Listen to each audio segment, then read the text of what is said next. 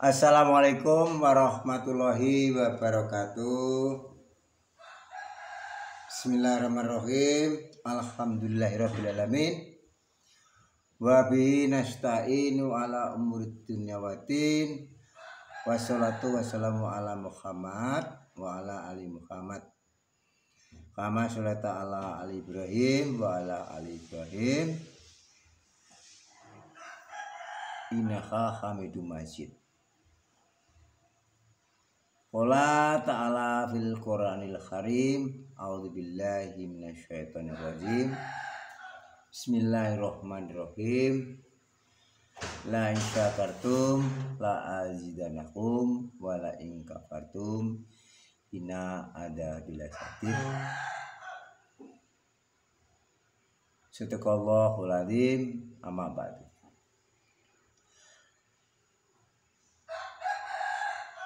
Selamat masih ketemu kembali bersama kami Palit Channel yang kemarin kita ngomong-ngomong membahas tentang bagaimana supaya kita menjadi manusia yang baik, yaitu harus kembali kepada Al-Quran dan Sunnah. Tapi sedikit saya ulang lagi. Jadi maaf untuk teman-teman masyarakat rendah ke bawah, bagi yang kita masih jauh dengan Al-Quran. Mari kita belajar walaupun kita belum bisa membaca Arabnya, mencoba. Mari kita belajar apa artinya, sehingga nanti untuk membaca Arabnya bisa sambil jalan, tetapi tetap belajar. Demikian. Sahabat Palit yang berbahagia, pada kesempatan ini kita akan mencoba memahami apa yang saya peroleh tentang apa itu makna dari tobat, makna daripada tobat. Ternyata setelah saya membaca banyak ayat-ayat di dalam Al-Quran tentang tobat, itu apa sebenarnya tobat itu? Itu seringkali ya, kalau di awal mau tarweh, mau sholat ya, di musola, di masjid, itu apalagi ini di bulan Ramadan, itu banyak yang sekali mengumandangkan ya, bernyanyi di masjid, menyanyi di musola, itu tentang hikmah bulan Ramadan. Bagaimana ungkapannya? Begini: Ramadan bulan kang mulya, waktune kita poso, kangge angilangi dosa kang kelakon saben dina. Ya Allah Gusti, mugi kiyatno anggen kula nglampahi poso, boten mangke ing rupita salebetipun bulan poso. Ya, ini pakai bahasa Jawa ya. Ada itu Ramadan, bulan Ramadan, bulan yang mulia. Ya. Ramadan itu bulan yang mulia. Endingnya ya, itu kita jalankan ya, supaya untuk menebus dosa-dosa kita yang sudah berjalan, sudah berlaku, yang kita jalani setiap hari. Ini ungkapan-ungkapan, kidung-kidung ya, nyanyian ya itu ya, yang sering dikerjakan di musola-musola dan di masjid-masjid. Tapi sebenarnya apa hikmahnya? Jadi yang namanya tobat ya, tobat. Coba ini kita mencoba untuk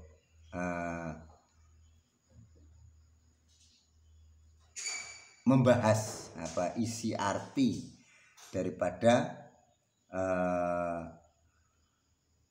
Al-Quran yang ada kaitannya dengan pertobatan. Ya, ini kita coba. Sebenarnya banyak ayat-ayat yang isinya tentang tobat, yang isinya membahas tentang tobat. Jadi yang namanya tobat itu adalah suatu perbuatan-perbuatan ya, perbuatan-perbuatan yang mestinya larangannya Allah, tetapi kita justru menjalankannya sehingga kita menjadi manusia-manusia yang berdosa. Nah, gitu. Ini ya. Coba ini dalam surat Al-Furqan ya, surat Al-Furqan ya. Nah, surat Al-Furqan ayatnya coba kita mulai dulu dari ayat 67 ya, 67 ya. Ya. Iya. 67, 68, 69 sampai pada 70 gitu ya. Iya, itu. Nah, sebenarnya ayat ini biar menjadi satu kesatuan itu kita mulai dari ayat Al-Furqan ayat 66. Nah, ini coba saya bacakan aja ya. Ini Mbak berpatih ini tidak saya bacakan Arabnya, tetapi dalilnya, tapi saya bacakan artinya saja ya. Sungguh jahanam itu seburuk-buruk tempat menetap dan tempat kediaman. Ini jahanam paling jelek. Ayat berikutnya. Dan termasuk hamba-hamba Tuhan yang maha pengasih, orang-orang yang apabila menginfakkan harta mereka tidak berlebihan dan tidak pula kikir di antara keduanya secara wajar. Nanti kita pahami sendiri ya, nanti bagaimana. Dan orang-orang yang tidak menyekutukan Allah dengan sesembahan lain dan tidak membunuh orang yang diharamkan Allah kecuali dengan alasan yang benar, dan tidak berzina ya, dan tidak berzina. Dan barang siapa melakukan demikian itu ya tadi ya pikir, kemudian menyekutukan Allah ya tak? Melakukan perbuatan-perbuatan yang keji, melakukan perbuatan yang melanggar aturan Allah Subhanahu wa taala ya tak? Itu ya termasuk perbuatan-perbuatan dosa. Nah, ini.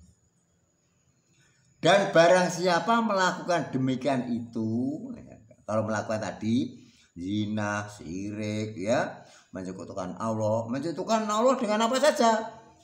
Ya, dengan sesembahan, dengan gembolan, dengan apa saja lah.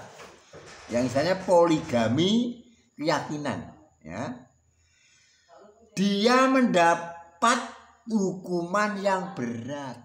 Ini apabila kita tadi berzina, menyekutukan Allah, ya, kikir, tidak berinfak, tidak zakat, ya, tidak sholat. Tadi kebalikannya, ya. Apabila melakukan itu semua, nah ini belum kita sebut semuanya. Ya, tadi kewajiban kita belum kita sebut semuanya. Ini sebagian kecil saja. Apabila kita melakukan seperti itu, ya, niscaya dia mendapatkan hukuman yang berat.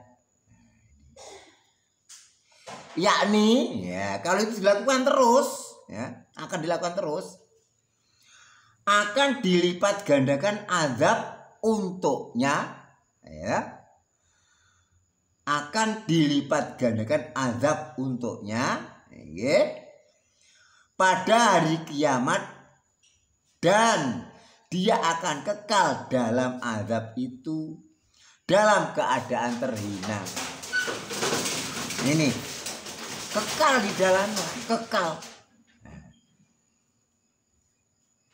Nah, apakah masih ada solusinya? Allah masih memberi solusi apabila kita sudah banyak sejak kecil sampai mau tua melakukan banyak dosa, zina, ya, melakukan banyak penyakit masyarakat, judi, ya, maling dan sebagainya. Ini saya katakan seluruhnya. Itu adalah perbuatan dosa yang kita tahu itu diri kita sendiri. Ini dosa apa tidak itu diri kita sendiri. Makanya yang bisa melakukan pertobatan itu ya hanya diri kita sendiri. Bagaimana? Allah memberikan solusi, ya. Nah, ini kecuali, ya, ini ya, kecuali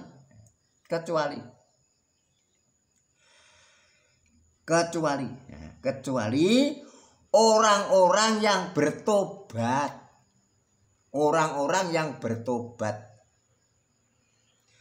dan beriman dan mengerjakan kebajikan, ya, maka kejahatan mereka, nah ini loh, diganti Allah dengan kebaikan.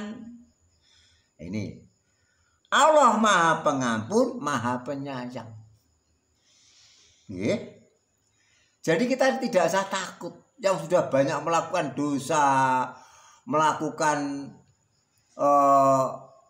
apa sajalah yang menjadi larangan-larangan Allah, kita tidak usah takut. Allah Maha Pengampun, Maha Penyayang.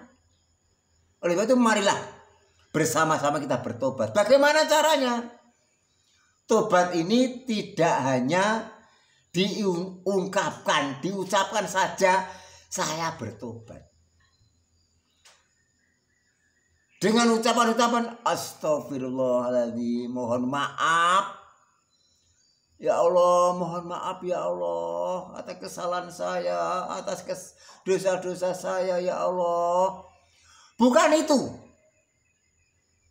Tetapi ungkapan dan ucapan itu harus bisa menggores hati kita, akhirnya bisa memberikan suatu motor pada dari diri kita ini untuk berbuat suatu kebaikan. Berbuat suatu kebaikan itu bagaimana? Coba mungkin sahabat Palit yang berbahagia, Anda mungkin tahu, mungkin kalau ada bapak tentara baris berbaris, itu ada apa yang namanya balik kanan gerak, ya itu seperti itu. Jadi kalau dulu kita melakukan dosa, menghadap ke sana harus balik kanan, kembali ke belakang untuk melakukan perbuatan baik yang dulunya ini. Lakukan kebalikan yang Anda lakukan di saat Anda kita melakukan dosa. Ya. Yang dulunya kita tidak sholat, kita berusaha melakukan sholat. Kok belum bisa? Ya belajar sholat. Ini satu poin. Ini salah satu bentuk pertobatan. Yang dulunya kita berzina, kemudian sekarang tidak melakukan perzinahan. Yang masih legan, masih bujang, ya segera menikah. Ojo tuku wae. Ya, jangan beli aja. Segera menikah biar tidak terjadi satu perzinahan. Atau mungkin ya sudah punya istri ya, atau suami ya masih suka dengan orang lain, melakukan perzinahan, melakukan persetubuhan yang ya ini tanpa pernikahan yang sah. Ini yang dulunya suka bohong, ya hindari sekarang yang jujur. Yang dulu kita suka berkhianat, ya coba sekarang menjadi manusia-manusia yang amanah. Tugasnya dikerjakan. Nah baik. Ya. Yang suka janji kok menyelisih, ya berusaha untuk menepatinya. Kalau belum menepati, ya bilang, maaf Pak, saya hari ini nggak bisa menepati janji saya karena dengan alasan yang benar, jangan bohong. Ini. Jadi itulah. Jadi yang namanya tobatan nasuka itu adalah yang benar-benar melakukan perbuatan-perbuatan yang baik, kebalikan dengan yang dilakukan dulu sebelum bertobat. Begitu. Makanya ini memang tidak gampang. Yang namanya tobatan nasuka itu memang tidak gampang, ya. Ini loh. Ini, ya. Begitu. Coba ini juga ada ya di dalam surat Al-Baqarah ya. Surat Al-Baqarah itu ayatnya di 160 ya. Mari kita buka bersama ya. Kita belajar bersama. Oke. Sehingga kita nanti tidak taklid katanya ya. Jadi kalau kita sudah buka ayat, buka surat, tahu dalilnya, oh ini yang pedomannya ya. Nih. Jadi di dalam surat ini, coba, oke.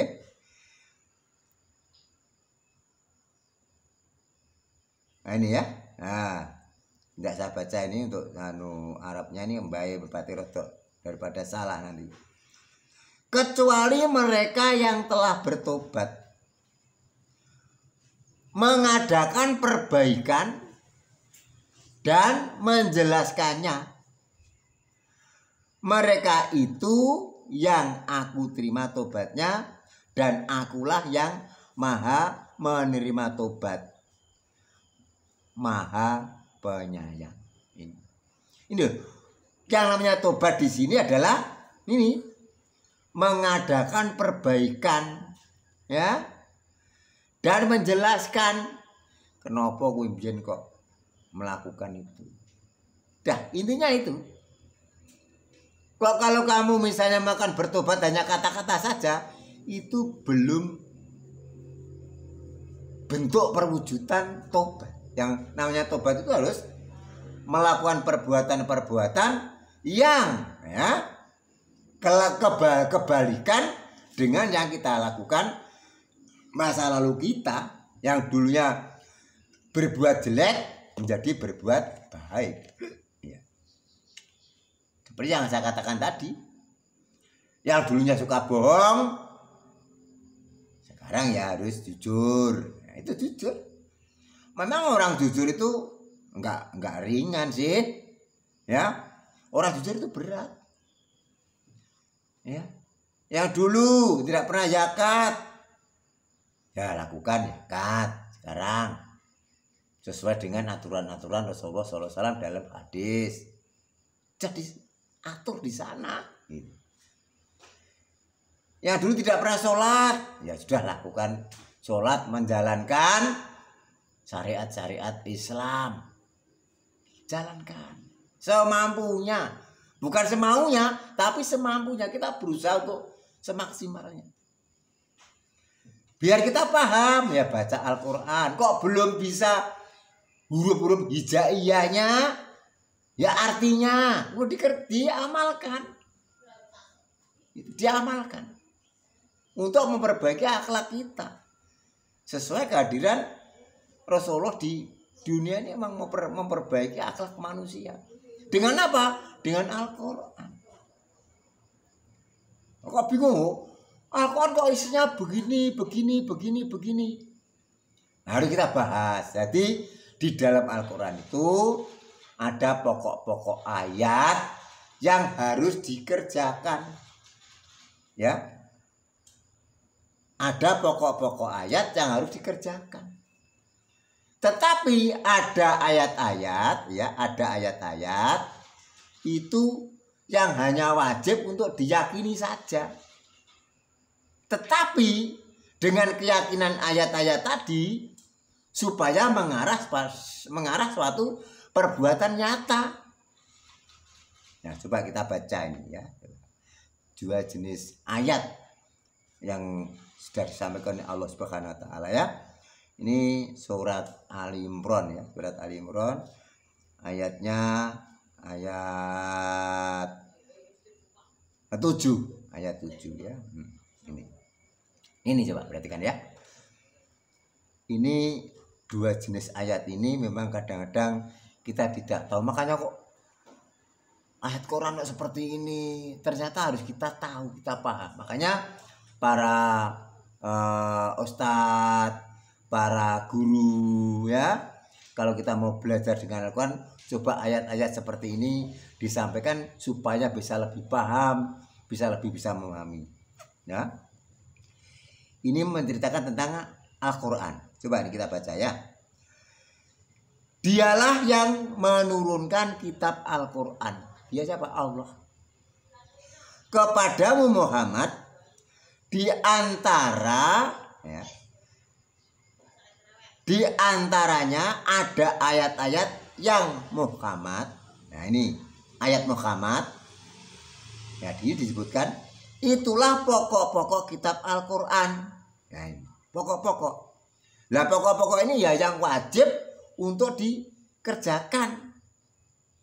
Wajib untuk dilaksanakan. Kemudian berikutnya, dan yang lain mustasabihat. Yang lain itu ada ayat yang namanya ayat mustasabihat. Ini. Oke, kita teruskan. Adapun orang-orang yang dalam hatinya condong pada kesesatan, dalam ayat ini ya, oke, mereka mengikuti ayat yang mustasabihat untuk mencari-cari fitnah dan untuk mencari-cari takwilnya. Ini bagi mereka-mereka yang membaca Al-Quran ya, yang ingin mencari satu kesesatan. Wes, jadi orang ngerti takwilnya. Tapi nakwil. Wah, orang itu begini menurut Al-Quran, demikian ditakwil sendiri. Nah, padahal ayat ini, ayat yang namanya ayat mustasabihat ini hanya wajib untuk diyakini. Nah, nanti kita ambil contoh ya. Kita contohnya apa? Kita di sini semua ayatnya ya. Ya. untuk mencari fitnah dan untuk mencari-cari takwilnya. Nah, padahal tidak ada yang mengetahui takwilnya kecuali Allah. Dan orang-orang yang ilmunya mendalam berkata, kami beriman kepadanya, Al-Quran, maksudnya Al-Quran, semua dari sisi Tuhan kami. Tidak ada yang dapat mengambil pelajaran kecuali orang-orang yang berakal. Jadi kita tahu bahwa Al-Quran ini di samping petunjuk juga sebagai pelajaran. Lah pelajaran ini ya hanya orang-orang yang berakal, sehat. Tapi kalau orang-orang yang tidak berakal sehat, berdasarkan nafsu, berdasarkan kepentingan, yaitu akan digodok masalah Al-Quran ini, mau begini, begitu. Ya. Makanya ini mau ayat-ayat ini mau dipilih, ayat-ayat ini mau tidak dipilih, yang namanya Al-Quran laroi babi pasti benar. Ya. Tidak ada yang namanya Al-Quran dipilih-pilih untuk misalnya menyesatkan temannya, untuk memenangkan sesuatu kontestasi. Tidak. Mau dipilih, tidak dipilih, yang namanya Al-Quran pasti benar. Pasti kebenarannya. Makanya apabila ada orang yang mengatakan sukanya memilih-milih ayat untuk menyakiti temannya, ya, tidak ada. Maupun dipilih dan tidak dipilih sama, pasti benar. Itu ya. Lah, contoh dari ayat-ayat yang Muhammad ini misalnya, satu contoh ayat Muhammad, satu contoh ini, satu contoh saja, ya. Satu contoh saja. Ini pokoknya harus dikerjakan, harus dilaksanakan, ya, harus dilaksanakan. Ini harus dilaksanakan, harus dilaksanakan. Ini coba di dalam surat, ini di dalam surat, coba ini surat Al-Isra, ya, surat Al-Isra ayat 23, ya, contoh. Nah ini, ya ini mungkin salah satu contoh ayat yang Muhammad wajib untuk dikerjakan. Dan juga ini sebenarnya. Dan Tuhanmu telah memerintahkan. Nah, ini perintah dari Allah langsung ini ya. Agar kamu jangan menyembah selain Dia. Ya. Jangan menyembah selain Dia. Dan hendaklah berbuat baik. Ini perintah Allah langsung kepada ibu bapak. Perintah langsung dari Allah. Wajib untuk dikerjakan, wajib untuk dilaksanakan gitu loh. Ya. Jadi di sini adalah larangan, ya. Memerintahkan agar kamu jangan menyembah selain Dia, maksudnya selain Allah. Dan hendaklah berbuat baik kepada ibu bapak. Nah, terus ayat berikutnya, kalimat berikutnya, jika salah seorang di antara keduanya atau kedua-duanya sampai berusia lanjut, ya, dalam pemeliharaanmu, maksudnya orang tuamu, maka sekali-kali jangan engkau mengatakan kepada keduanya, mengatakan kepada orang tuamu, perkataan kasar, maksudnya bapak lu, ibu lu, nggak bener itu, nggak boleh, ya. Dan janganlah engkau membentak keduanya, gak itu. Dan ucapkanlah kepada keduanya perkataan yang baik. Karo bapakmu, karo wong tuamu. Siapa orang tua itu? Ya, Orang tua yang melahirkan bapak dan ibu. Orang tua yang menjadi kepalamu itu orang tua. Walaupun di perusahaan itu orang tuamu. Bantah. Termasuk maaf, presidenmu wong tuamu. Pak Jokowi gitu. Sekarang jadi orang tuamu. Jadi orang tuamu, itu juga jadi orang tua. Didoakan, Pak Jokowi didoakan, orang tuamu yang melahirkan didoakan. Ya. Gurumu itu ya orang tuamu, didoakan. Ini salah satu contoh ayat yang muhkamat. Ini.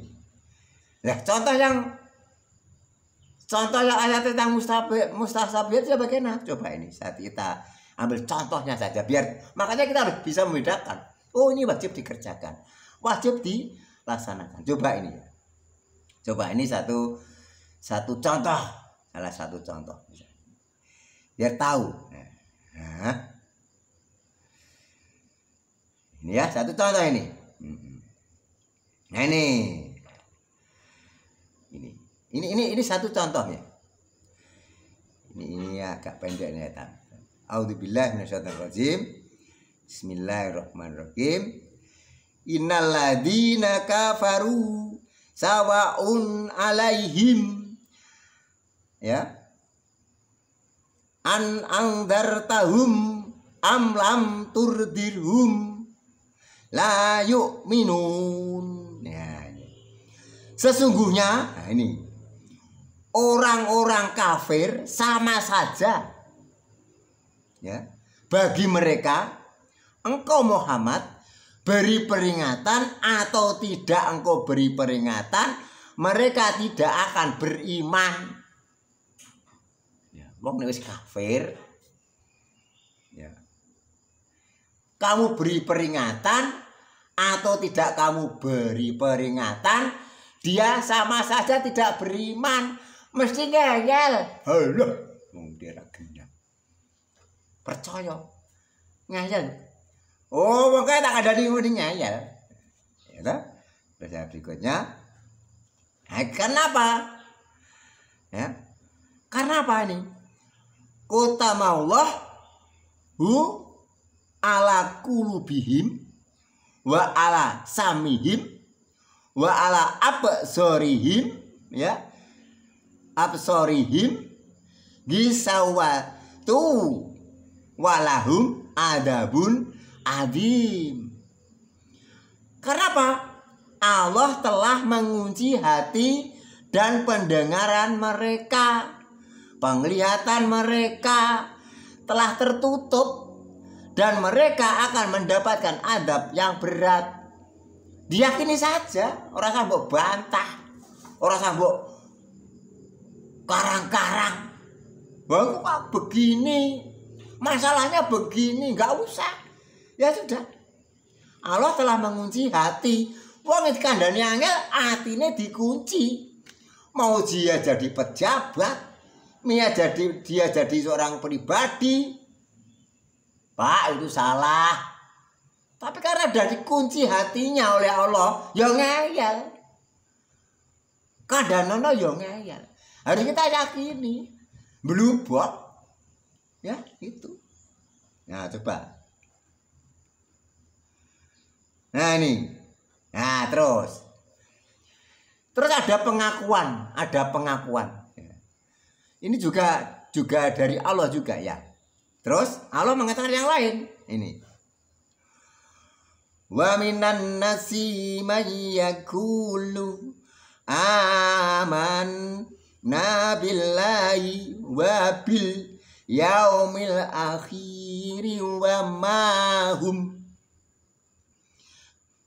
bimu'minin. Ya, gitu. Dan di antara manusia ada yang berkata, kami beriman, ini pengakuan saya kepada Allah, pada Allah dan hari akhir. Padahal sesungguhnya mereka itu bukanlah orang-orang yang beriman. Nah, ini. dan di antara manusia yang berkata kami beriman kepada Allah dan hari akhir. Ngomong lho aku wong Islam. Iki lho aku wong iman, wong Islam. KTP ku ya Islam. Ya tak? Padahal sesungguhnya mereka itu bukan orang-orang yang beriman. Ini kata Allah. Nah, terus berikutnya. Yukhati'una Allaha walladzina amanu wa ma yakhda'una illa anfusahum wa ma yas'urun. Ya, mereka menipu Allah dan orang-orang yang beriman. Makanya orang itu mengatakan orang Islam, aku orang beriman, tapi kenyataannya ora sholat, ora zakat, ya. Sak senenge dhewe. Aturan-aturan Islam tidak dikerjakan sesuai dengan perintah Allah dan Rasulnya. Maka kata Allah sesuai dengan firman ini, mereka menipu Allah. Menipu. Dan orang-orang yang beriman dan menipu gurumu. Sholat ya, nggih Pak Guru, nggih Pak Ustad. Wes sholat nang omah? Nggih. Lah kamu puasa ini tarawih enggak? Tarawih. Kan orang tarawih dadak ditakoni. Aku taruh nang omah yo kena kok. Nah, ini lho. Bisanya semacam itu. Mereka menipu Allah dan orang-orang yang beriman. Padahal mereka hanyalah menipu dirinya sendiri tanpa mereka sadari. Nah, iki lho. Nah. Karena apa? Dalam hati mereka ada penyakit, ya. Fi qulubihim maradun fa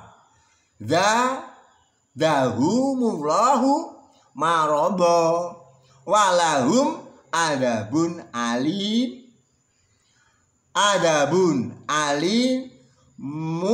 bima kanu yakdzibun. Dalam hati mereka ada penyakit, lalu Allah menambah penyakitnya itu. Dan mereka mendapatkan adab yang pedih karena mereka berdusta. Ya udah, kalau orang ini melakukan ini terus tetap dapatkan adab. Nah, oleh sebab itu bagi kita kaum masyarakat rendah ke bawah, kita jarang yang mendapatkan sesuluh-sesuluh pengajian-pengajian yang sekaya membahas dengan Quran dan Sunnah. Mari kita amalkan. Kita kembali ke jalan yang Allah, kembali jalan yang lurus supaya keadaan kita nanti, ya. Yo, saiki urip nang donya ya wis ora pate ana. Mudah-mudahan dengan kita bertobat, ya, dengan kita mengamalkan amal-amal yang baik, dulu jelek sekarang amal baik, atau yang nanti bisa lebih baik lagi. Pak, insya Allah kita nanti bisa ketemu di surganya Allah Subhanahu wa ta'ala di yaumil akhir nanti. Mudah-mudahan apa yang kita lakukan ini diridhoi oleh Allah Subhanahu wa ta'ala. Mari kita mengaji, membahas Al-Quran, As-Sunnah, dan habis dari para ulama, habis daripada para kiai, kita amalkan yang benar. Yang benar, nek dikandani ora bener ya jangan diamalkan. Karena apa?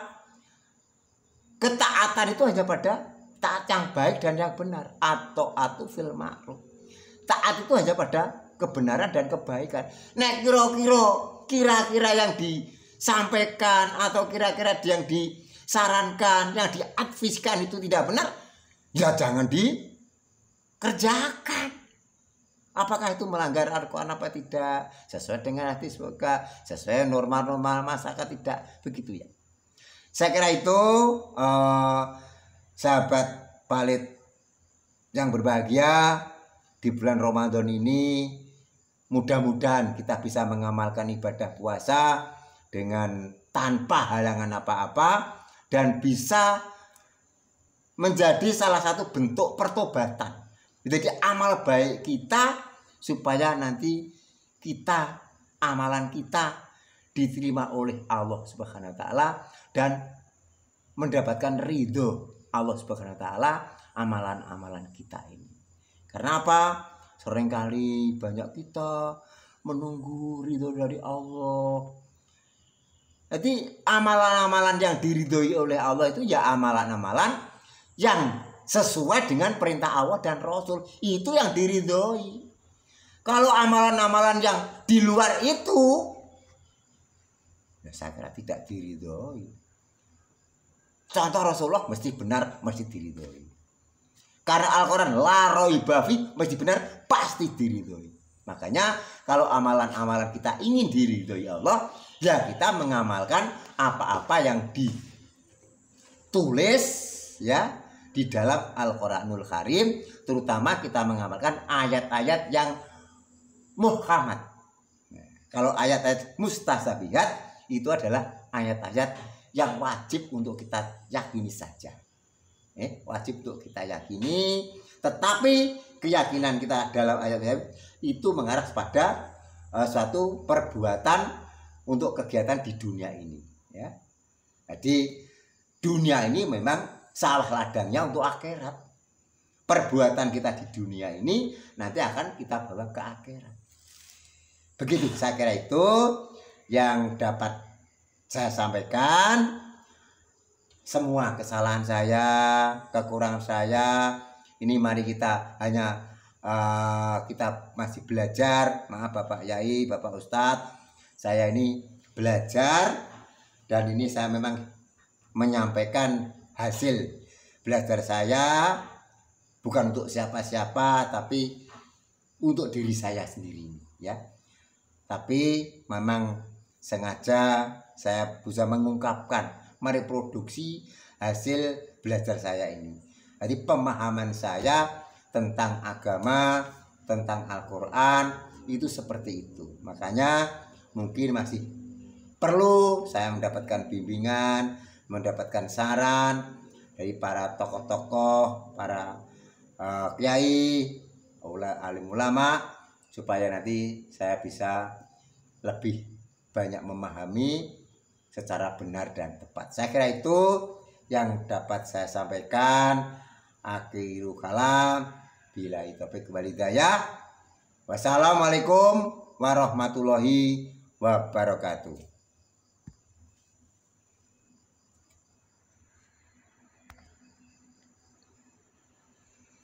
Duh, bukan.